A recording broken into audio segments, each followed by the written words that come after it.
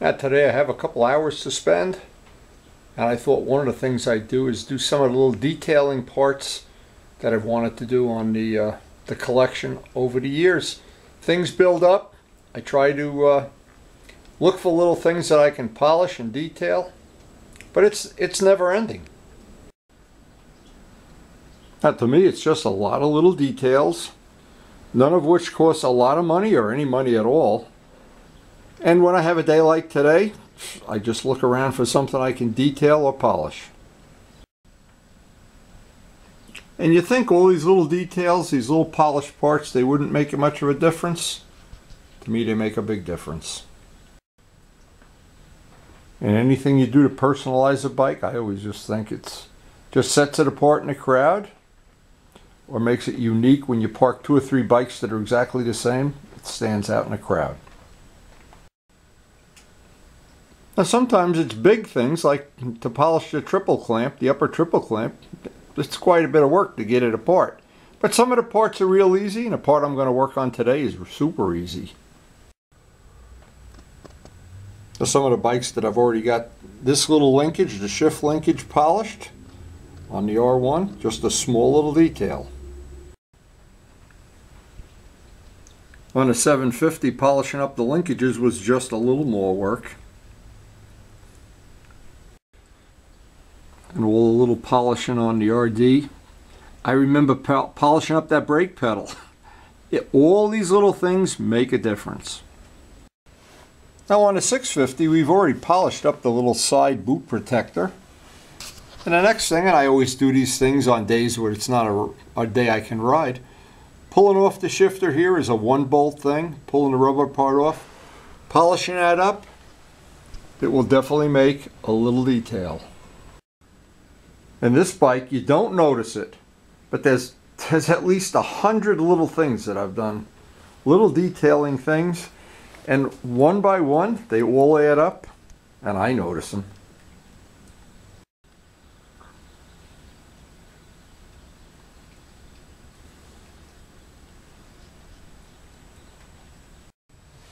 Now this might seem like a little detail thing, but whenever I take any shift linkage apart, I know I'm happy with where this is. I can mark this with a piece of tape, or in some cases I put a little scratch here that lines up where it clamps together. The reason is I want to put it back and not have to take it off and readjust it 4 or 5 times to get it back. And this is just a piece of, it looks like steel. Yeah, it's mild steel. That should polish up relatively nicely. That piece of black tape, that'll ensure that when we put this back on the spine, it's not up 1 notch or down 1 notch. I don't have to have any concern that I've got it out of adjustment to where I'm comfortable with it. Now one little trick to make it a little bit easier. A lot of times, because this part has been on here for, well, 9 years, and if that gets frozen on even after you take the bolt off, you need to spread it with a bigger screwdriver. And that usually allows it to, even if it's frozen on, that'll help get it off. Now with the part off, it's good to just get out of this below freezing tundra here and get downstairs where we can polish this part up. And before I start any polishing project, we come in out of the tundra, the first thing we need is our mandatory cup of coffee. So by looking over every part now, the first thing I see, this has got some kind of a painted finish on it. And since it's rusty, we know it's steel. Here's a spot where it's probably rubbing on the back. The bolt is rusty, and we'll clean that up, of course. And in here, it's all corroded. Oh, but one bite, and look over here, it's got wear and tear on it. But when we're done with it, it'll be a lot nicer than that. Now I understand some people like the eclectic look, some people like the rusty look, some people like patina, some people like polish, some people like chrome. Myself, one thing I love is polished parts. Mostly aluminum, but even steel polishes up beautifully. And recently we've been using that Flitz polishing ball. We're learning every time we do a part, and this is no exception. We're going to try it at the end of this polishing job too. It's every time you polish something, you learn something you didn't know the time before. That's step one, and I did a video on restoring bolts. We're gonna go over to the wire wheel, the polishing wheel, clean this up, wire brush the threads, and when we put this part back in, it'll be blue Loctited. Now, even the rustiest of bolts, they always respond well.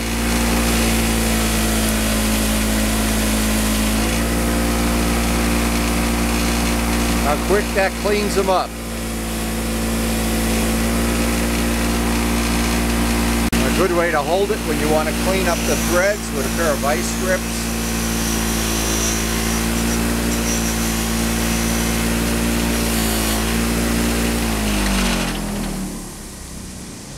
Now the advantage of this too is the Loctite's going to get a much better bite on that.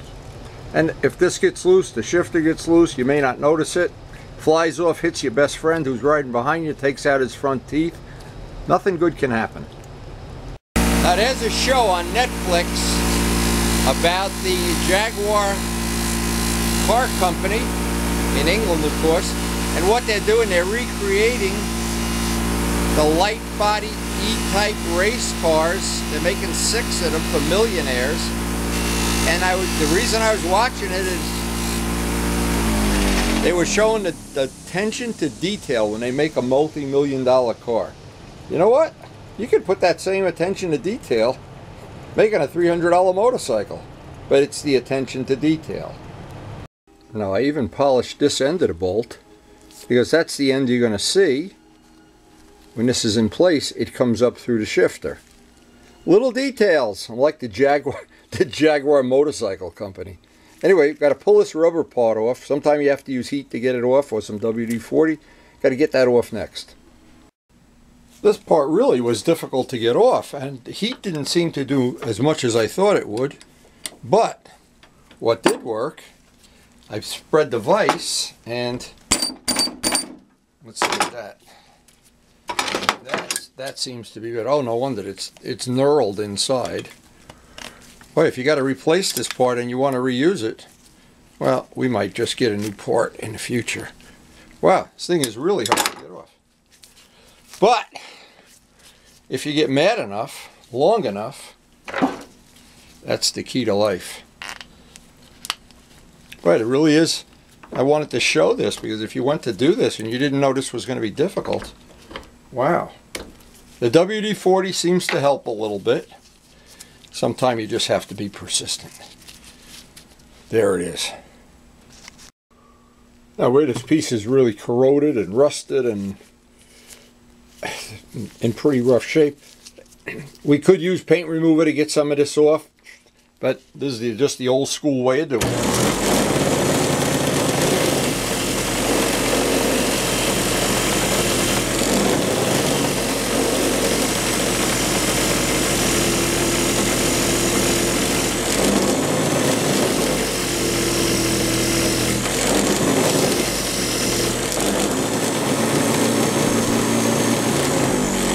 So let me show this over under the intense lights where you can see better. See, by using a soft wire wheel, I can see what I'm dealing with. They have a coat of black primer and a coat of silver. So there's 2 coats of paint, but then right underneath that is that nice shiny metal. So by using a soft wheel to get this off, there'll be a lot less polishing the scratches out. If I use the rough wheel, what's going to happen is going to be I'm going to have to get a lot of scratches out. I may have to get them out anyway by hand, with hand sanding. And you can see how quick that comes up, but it's going to be a little bit of a labor of love. I want to get, before I go, with the soft wheel, get all the scratches out before we move on to the next step. Can't do much until we get all that 2 coats of paint off, 2 layers. No, it's probably 15-20 minutes on the soft wire wheel. And now we have to try to get some of the scratches and defects out of this part. And that may be a little more time consuming than I think. These soft pads seem to work pretty well on steel and aluminum. I just want to do a little test here and see if I can show the difference.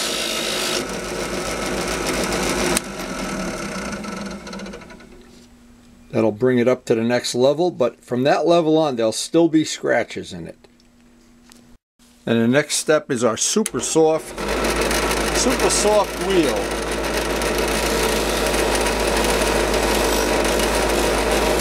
This is much smoother than a normal wire wheel would be. I wanted to show what this will do. It'll get some of the scratches out.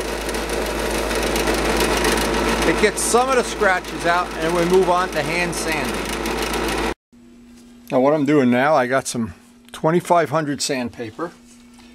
And this is really the test that I want to run here. See, what I would normally do if I had a steel part, in the past I'd polish it, and of course that's pretty straightforward how to do it. But then to protect it, because the paint is there, obviously to protect it, but even that doesn't keep it from rusting, I would always put a couple of coats of carnauba wax on it about once a year, and that would, even on the RD, there's got a lot of polished steel parts on the side and everything. So what I'm trying to figure out today is if the flitz has the beeswax in it. When I'm all done with this, I'm going to hit it with the flitz, and I'm going to see if that protects it as well. If it starts rusting up, then I know I got to go back to carnauba wax. But because I actually enjoy maintaining the motorcycles, because I always think, to me, and people enjoy various types of motorcycling, dirt bikes, trials bikes, and what I enjoy is having a really whistle clean bike. I don't know why. I'm sick, I know. I can hear a few of you guys. Anyway, I don't enjoy rusty, hulky, dusty. But anyway, what this does now, this will get out some of, not really. It got some of them out. I probably have to go to some 2000 to get them out. Believe it or not, what seems to be working. See, I always believed that polishing and buffing paint, two things I really enjoy, by the way, it's really an art, not a science. You've got to experiment. Certain polishes don't work well on paint, don't work well on steel or brass, or even if they tell you they do, some of them do and some don't. But there's one way you can always stack the deck in your favor. Just do a test for yourself, which is what I do, and what I try to do is share those tests on YouTube, of course. And of course, thanks to everybody that shares things. A good example is I have to do a brake job on my Toyota soon, and I just happen to look on YouTube, and boy, there's everything you need to know about doing brakes. Or any subject, ice makers, doesn't matter. Thank you, YouTube. Now our piece is pretty much ready for the buffing wheel, but you know what? I know there's something going on upstairs. Might make you hungry. So what are we making here, honey? What's this one? That is Indian chicken jalfrezi with spinach. And what's this one? That is General Tso's chicken. And what is this one? That's also General Tso's chicken. And what's this? This is spicy Mexican pork chili. And what's this? Same thing. That's a lot of different dishes. And what's this? You cook more than I buff. Busy, no wonder. snowy morning. Oh my God! Look at that. Always good to take a break in the middle of buffing. So my point for showing the food is, this is a snowy, wintry festival day.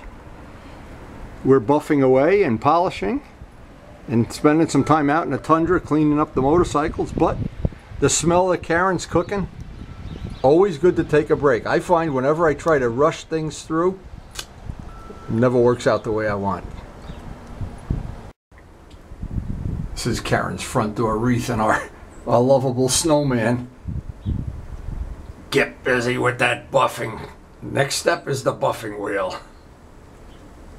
Now we've got most of the scratches out with the SOS pad, but it's still a question of we want to get a nice high polish on this, and then the last step is I want to use the flitz. Now to get this polished up, I'll start with the black compound, the red, and then the white. Let's see how this buffs up.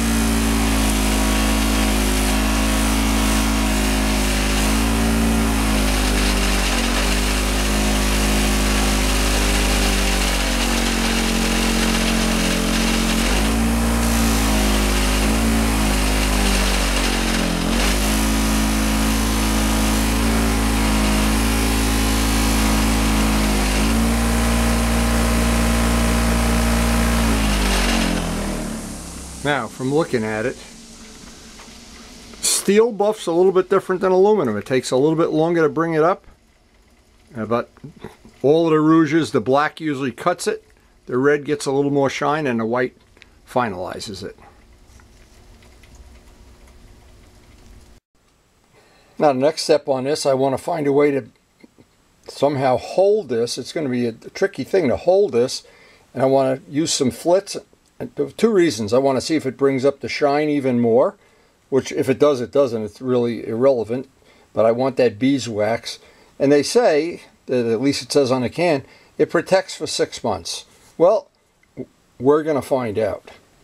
This is what I wanted to test, and of course I've been testing this for a while. I wanted to see if the flits polish, and it does leave a coating of beeswax, which would be great on steel parts. But I want to see also if it's going to bring up the shine or it's going to be a tie.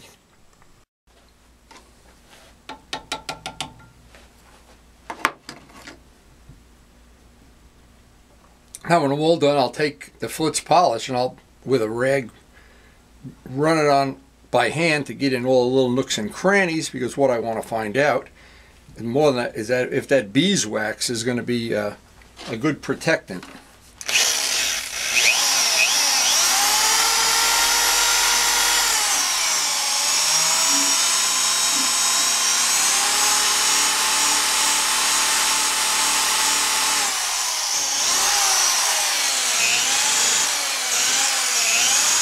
It's amazing how this ball gets in every nook and cranny.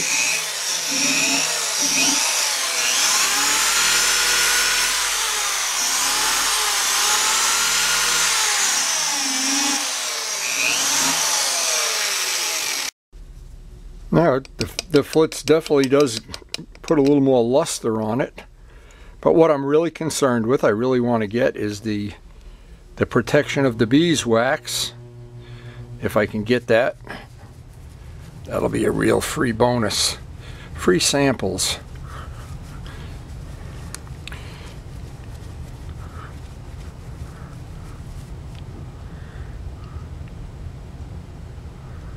Now, I'm sure the people that don't enjoy this type of stuff, if they prefer the look of flat black or whatever, I'm not sure. But to be honest, this is what I like.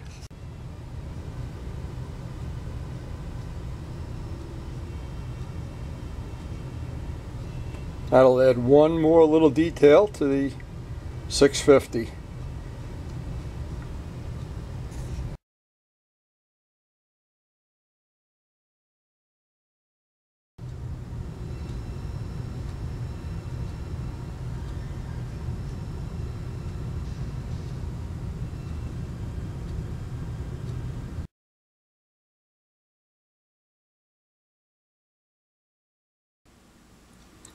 So now all that's left is to go out into the tundra, put the snowshoes on, bolt this back in place, and we've added one more little detail to our illustrious motorcycle collection. I'm going to make sure I don't forget to Loctite the bolt. These are one of the bolts that take a lot of vibration.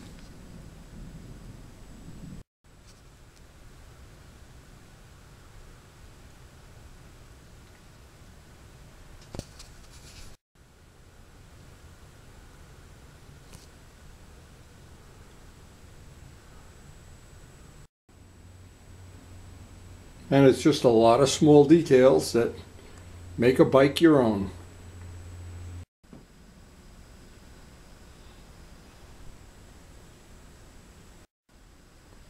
So I hope you enjoyed the video, and as I always say, thanks for watching, and thanks to everybody that shares information on YouTube.